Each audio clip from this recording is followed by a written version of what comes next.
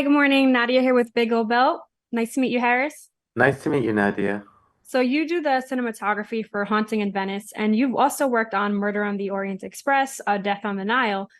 Did you take any inspiration from the other films and like incorporate any themes, even though this was horror, to try to like incorporate themes from all the movies?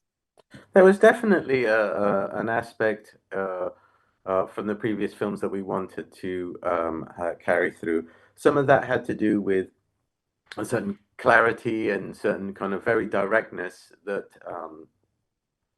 we've had. Um, we've shot in 65 mil previously. Um, excuse me, on the other two films, but this one, although it had to have that extreme high fidelity, it also was a very different story and a very different atmosphere. And we approached it really from the beginning. I think the biggest clue we probably took from the previous film was that Poirot's interpretation and memory of things and reenactment in his mind, his breakdown of his scenes, is in black and white, and that's something we carried through from the previous films, and that was so particular to Poirot's thought that it seemed like a suitable way to carry on and let the audience that had enjoyed the previous two films feel like they were connected with that character. And then the movie does like a great job of kind of like, I guess, leaving it up to interpretation where like things were explained in the film, but then there's some parts where you're like, was this supernatural? Was it real? And I think the film did a really good job of that. So one of the scenes that really stood out was like the séance, Mhm. because he later at some point does explain what happened. So how did you kind of go about like taking that on? I guess leaving it up to like what's real, what's not, and I guess like how did lighting like play a part in this scene and making it feel like it was real? I think one of the things we wanted to do is make a lot of practical, um,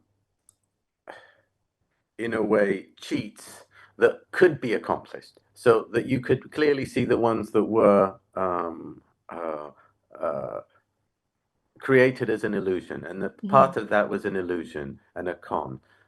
And all those we did practically, and we knew that they would be available. But the other parts of it were really, I would say, then they're in the performance. If you think that they're supernatural, it's because Michelle Yeoh is such an incredible performer that she makes you believe that it is supernatural. So there, in that respect, there's no VFX there, and it's not a camera trick.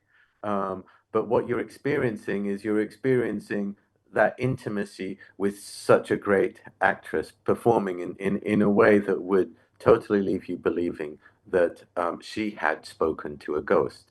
Um, so I think that is really down to those incredible performances and the reactions. So it's just as important to have a performance from Kelly that feels like um, she has been speaking to someone who is uh, connected to the other side. Yeah, like when the I guess the camera like spans out and like it goes across the table and you're like, oh, who done it? Who done it? Who done it? Yes.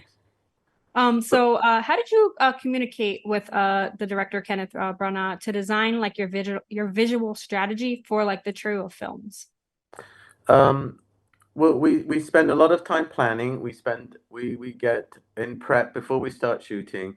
Um, every battle is won before it's fought, so you have to prepare in a very detailed way, and it's quite an old-fashioned method. We kind of read through things, bring ideas to a table, spend time together, discuss it, watch films, see what's inspiring, see what the essence of it. I mean, I find myself listening a lot to Ken. He's always comes to a film extremely well prepared, and not just on what the characters are, the story are, but the person that created it. So, I mean, you could ask Kenneth any question about Agatha Christie's life and what affected her and what was going on at the time when she was writing a particular story, and or was it in reference to something in the past? And he's already done all that kind of research and homework. He is a true admirer of this great woman, and it's inspirational to listen to, and it's inspirational to be kind of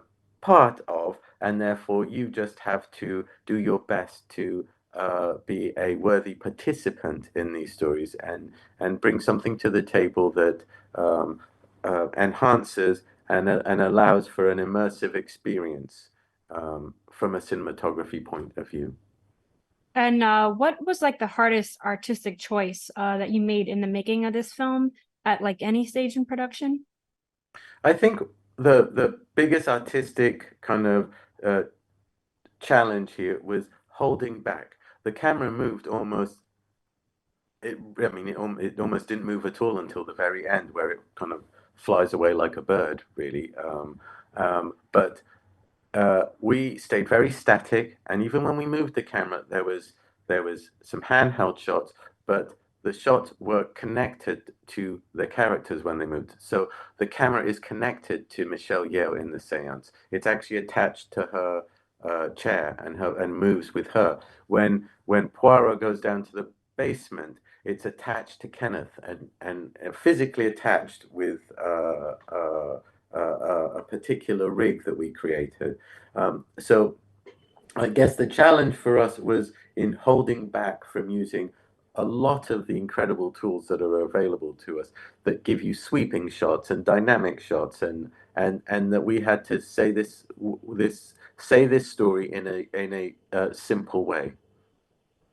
Yeah, I think you guys did a great job, like I said, on kind of giving you that feeling. Was this real? Did this really happen? Is this in his head? And I think you did a great job on that. Just wanted to say I really enjoyed the movie. Oh, thank you, Nadia. Thank you so much for taking the time. You're welcome. Nice speaking to you. Nice to meet you.